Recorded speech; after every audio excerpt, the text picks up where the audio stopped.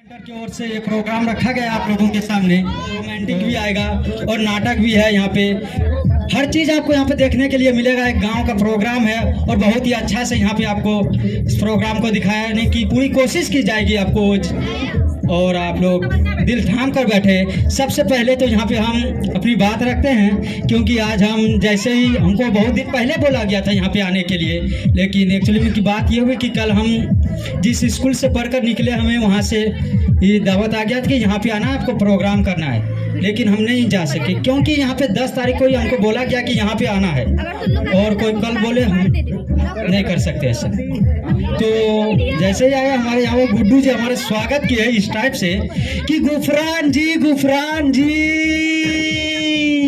कि गुफरान जी गुफरान जी, आपको सर्दी हो ना खांसी, आपका घर स्वर्ग बने और आप स्वर्गवासी। हमें भी पता ही नहीं चला कि गुड्डू जी हमारा दुआ दे रहे हैं, बदुआ करें। और इसी के साथ मैं एक स्पीच के लिए बुलाना चाहता हूं और मैं उनका नाम लेना चाहता हूं, इरफान जी। आप please come on the stage आए और अपने स्पीच से तमाम लोगों को मुखातिब करें। बीच में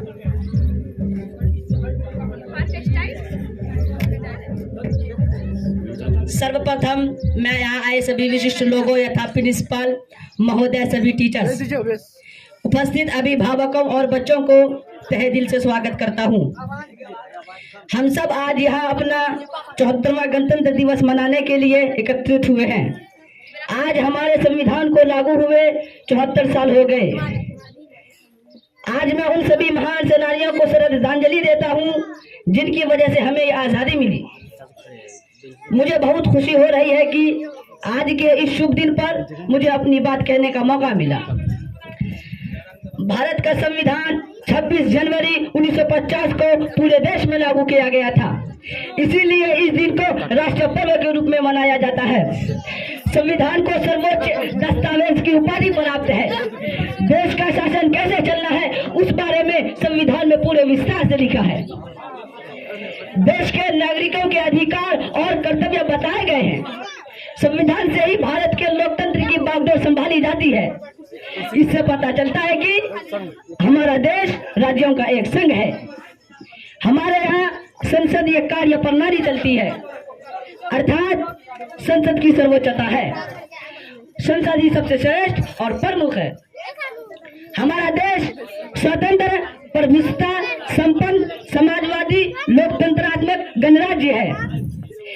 इसे संविधान सभा द्वारा 26 नवंबर 1950 को अंगीकृत कर लिया गया था और 26 जनवरी 1950 को देश भर में लागू किया गया। संविधान का अर्थ होता है कानून द्वारा बनाए गए नियम और सिद्धांत, इनका नियमतः पालन करना होता है।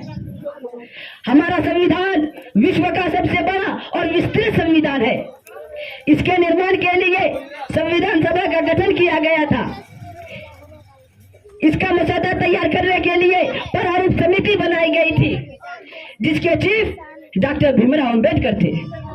इसी कारण अंबेडकर जी को संविधान का जनक कहा जाता है। इन्हीं पंक्तियों के साथ मैं अपने वाणी को विराम देता हूँ। जय हिंद, जय भारत।